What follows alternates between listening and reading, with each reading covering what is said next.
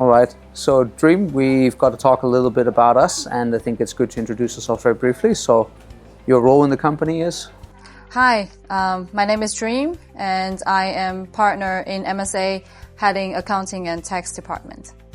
All right, and on my side, my name is Brian, and I'm a partner and head of corporate service here at MSA, overseeing our corporate service and advisory team. Okay, Brian, I think we are able to summarize our work in the form of what, why, and how. So what are the requests from our clients? What are the questions from them? And why that they want to talk to us? And how exactly that we are able to help them? I think most clients, they come to us because they want support throughout their entire life cycle of their journey here in China and in Asia. So they want one point of contact to solve all their needs, from market entry to incorporation, and after that compliance. And they want it from an international and a local perspective, and that's what we provide. So you have mentioned Lifecycle. So what would be the typical Lifecycle for a client? So take, let's say, China as an example. Typical life cycle of a foreign business that wants to enter the market normally starts with wanting to hire people, engaging in sales or distribution. So usually you're looking at solutions like employer of records or dispatching services. After such a company has tested the market, they generally speaking want to understand if they should set up a business here, structure their operations in China, so set up a legal entity, open all the bank accounts, relevant registrations to do business here. And then afterwards, they of course have certain compliance needs. So they would need support with maintaining compliance in terms of their accounting and tax filings, which we would take care of, but then also they would need additional support, most likely with peculiarities here in the market, such as foreign exchange, international transactions, profit repatriation. So typical life cycle of a client goes from prior to incorporation, incorporating, and then running and advising on compliance and other taxation elements. So you have mentioned that the clients wants to test the market, and then they start to hire people, set up entities, and then you help them with their compliance here in China. What if a company that find themselves that they want to stop the operations here in China? Would you also help on that? That also happens indeed from time to time. Of course, most of those companies, they will have entered the market, have set up a legal structure here, and at some point they realize that the market is maybe not for them, either for economic reasons or their products are not a fit, and then they would want to liquidate. That's a process we also take care of, but it's usually a quite time-consuming and complex process that can take anywhere from 6 to 12 months to complete, with notable difficulties on tax deregistration. So also there, a lot of support from both a legal and a financial aspect are needed for most companies. So can you tell me more about who are our clients, what type of business that they do, and what are the size of them? Absolutely. I mean, the type of client, it varies quite wildly. We have clients from various industries, ranging from horticulture to medical to simple trading companies, F&B, consulting companies. So there's a very broad range of clients that we support with our services. But I think the most important common denominator for all of them is that they are foreign in the jurisdiction where we help them, and therefore we create sort of a bridge for them to the local market. And in addition to that, I would characterize most of them as either medium-sized corporates, family-owned businesses, or even sometimes SMEs. But in market, usually they would be SMEs ranging from 0 to 50 or 100 employees. Or if we provide more specialistic advice, usually they can range up to a few hundred people.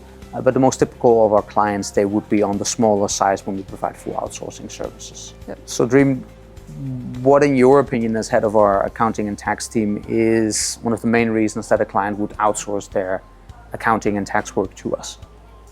So as you already mentioned, our clients are SMEs in China and in Asian markets. Therefore, their focus from HQ to have people here in China will be having their salespeople, opening the market for them, or having their sourcing team quality check here to ensure that whatever they export into their group are good quality. So therefore, they do not normally have admin, finance, and HR personnel or plant people here in China. That's where our help can come and bring values on, that we can help them with their back office for their accounting, for their payroll, and ensure compliance in their operations. And Dream, what do you think, how do we make the local financing work that we do here clear and understandable for the foreign headquarters? Yes. So as many European or North Americans or other global clients would think that China is very far away, and with the language difficulties, how we ensure that is that the full team are capable in English and of course Chinese languages. So we will ensure our documentation and our records of the financial data are bilingual, so both in Chinese, that is according to the Chinese law, and in English, and that would be easier for our clients to have access and to understand what is happening here for their operations. And on top of that, our system, our accounting system, also allows remote access to the system directly, meaning if you are a CFO sitting in Austria, then you are able to log into our accounting system, look at the vouchers, look at the subledgers, and look at reports, etc.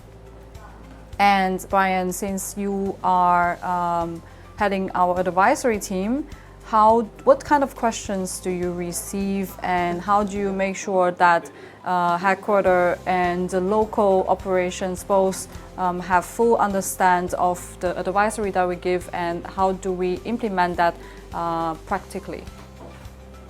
So I think some of the typical questions that a lot of our clients ask when it comes to working here in Asia, or let's take China as a specific example, would be understanding local market practices. So taking China again as an example would be foreign exchange control, getting money in and out of the country, or also the difference between what is absolutely required under Chinese law and is compliant with Chinese law, and where's the room for movement, basically.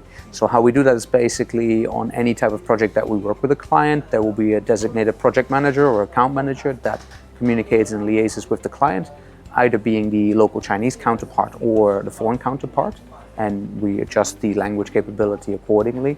And then of course our advice is generally speaking bilingual, and we make sure that we provide an overall analysis that provides the company usually with options to choose from. So effectively we will advise what is compliant, what is within the law, and what is common practice, and what are the options available to the clients.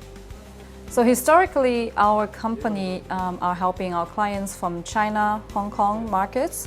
With the global development, we are also stepping out in multiple jurisdictions in Asia. Can you tell us more about what countries are there, and exactly how do we help our clients? Let's just say one of our clients are having office in both China, in Thailand, in Indonesia. How do we help them? That's a very good question, and as you mentioned, we historically have helped our clients in mainland China and in Hong Kong, but we've branched out over the last few years into several Asian jurisdictions, including Singapore, Malaysia, Vietnam, Thailand, India, and Indonesia, among others, in order to provide a one-stop solution to our clients, be their Asia-wide advisor and provider, so that they have one single point of contact for all their questions in Asia and to have clarity on that. We support them with a full range of services in each market, ranging from pre-market entry to market entry advisory, incorporation of companies, and then of course our bread and butter, the accounting and tax compliance work that needs to be done. And we don't do that completely by ourselves, because we can also rely on our global partners from the GDI Global Alliance, who are present in 112 countries and regions as well. So whereas we serve these markets ourselves, we can also rely on experts from other regions if there's any overlap between these Asian regions and their home countries, for example. You mentioned GGI as our alliance. Can you tell us more about this organization that we are in? Yeah, absolutely. GGI is the #1 multidisciplinary alliance in the world that covers both accounting, tax, audit, and legal. So the members of that alliance, including ourselves, will help you in market, ensure that you're fully compliant, provide legal support and legal advisory. And by joining forces with such a large global network, we're able to make sure that we service our clients in every need, both on their home country front and here locally in Asia. Thank you, Brian. So in summary, we have discussed who we are, what kind of services that we can provide, who are our clients, and our international presence. Yeah, I mean, we hope that this has given a bit more clarity to people, what we do and how we can support you. But if you have any other questions or anything that you want to reach out to us for, you can reach us on LinkedIn, our website, or other social domains that we're active on. Looking forward to helping people.